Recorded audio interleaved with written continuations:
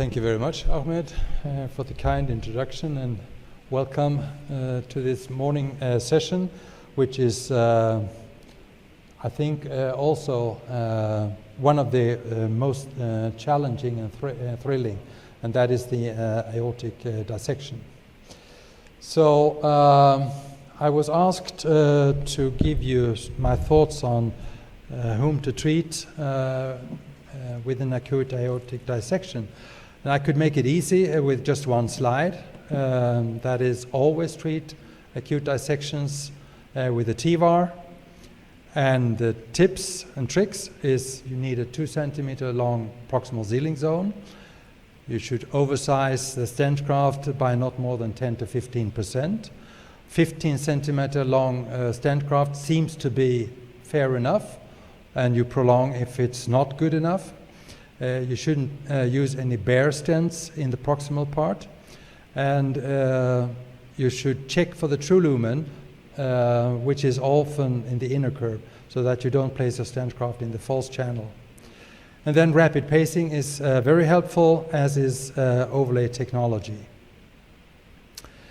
I'm sorry, Rachel, but I stick to the old definition of type B dissection, the primary 𝗔𝗶𝗃𝗃. So what we are dealing with in my talk is 𝗔𝗶𝗃𝗃 3A and 3B. We know from the IRID study that the mortality is high within the first 14 days, and then it declines, just as Rachel told us. But you can see that the mortality in so-called uncomplicated type B dissections is approaching 10%.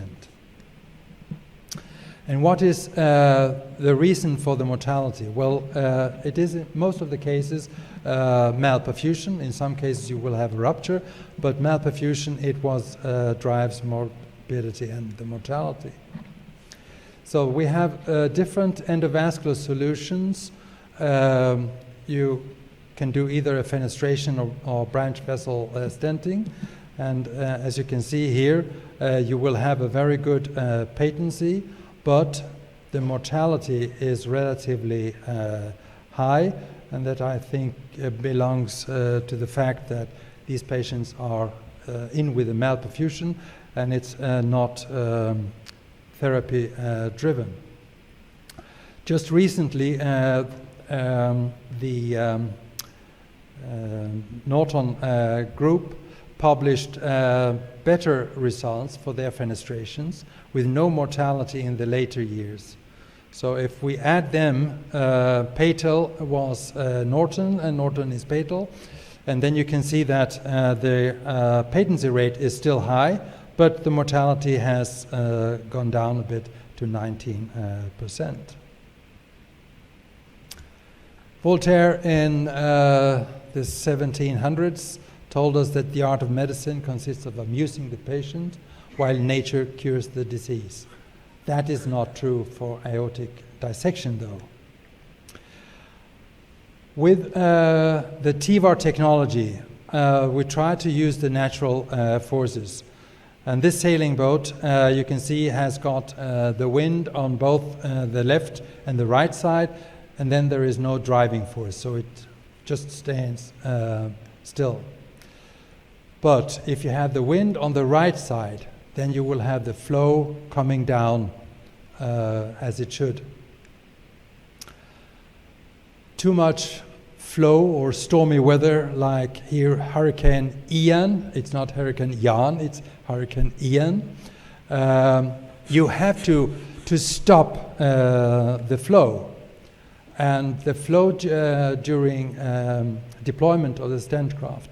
And there are two ways of doing that. Either you can use adenosine, or you can use rapid pacing. We do it with rapid pacing, and I think that has got several advantages. But first of all, are you familiar with TEVAR if you are going to do TEVAR in acute aortic dissection?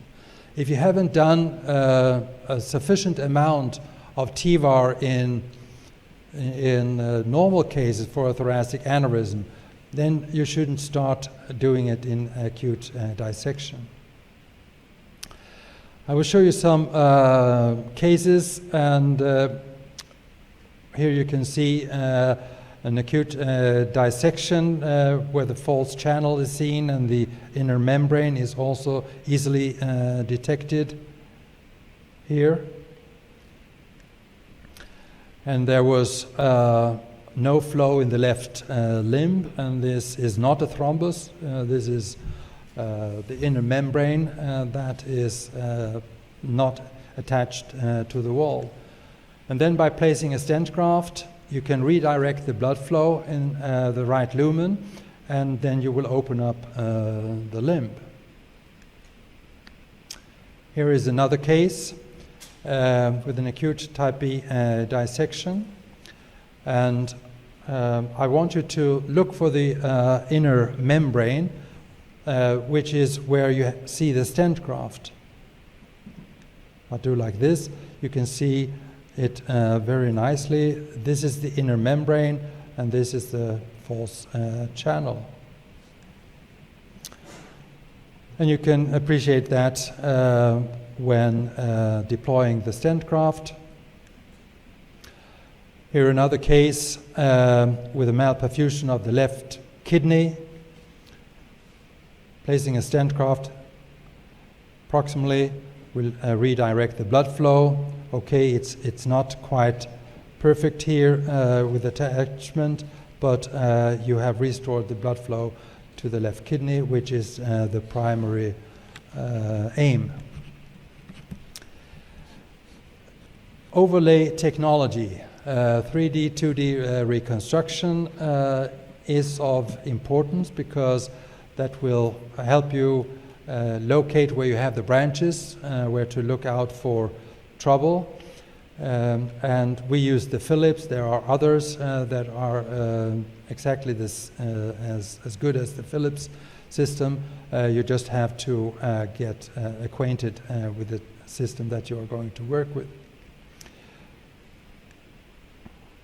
And by using this image fusion, it is possible to reduce the amount of contrast that is used.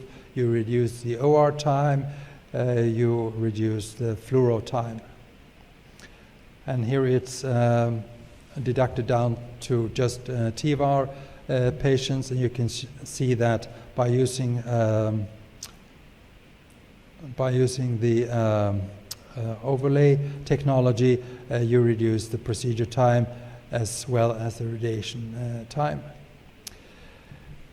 So, in my opinion, TEVAR is the way to go.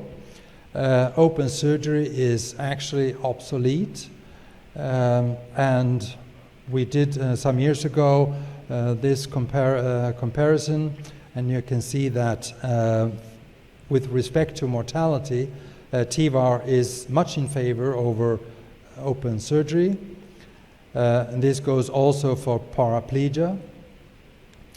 But the stroke rate is about the same if you do open surgery or if you do TEVAR.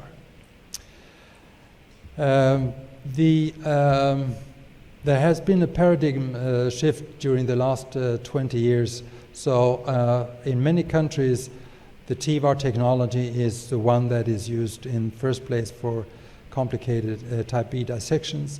And here are the results from the Swedish registry. It's open access on the net, so you can all look it up. It is primarily in English, but when you come into detail, it's in Swedish, but it's easy to understand. And you can see that in Sweden, the endo graft technology is being used in 95% of the cases with patients with acute dissection. And the mortality is below 7%. And this includes mostly patients with a complicated type B dissection. So these numbers are very good if you look back and and see the numbers with a 25% mortality for open surgery. So, in summary, ladies and gentlemen, all complicated acute type B dissections should have TEVAR as first line. You should cover the left subclavian and maybe occlude the left subclavian in order to reduce the backflow into the false channel. A 15 centimeter long stent graft seemed to be the minimal length, but if that is not sufficient and you cannot open up the arteries further down below that you would like to, then you can prolong the stent graft. And you need a proximal sealing zone of about 2 centimeter length. And with that, I would like to thank you for your attention.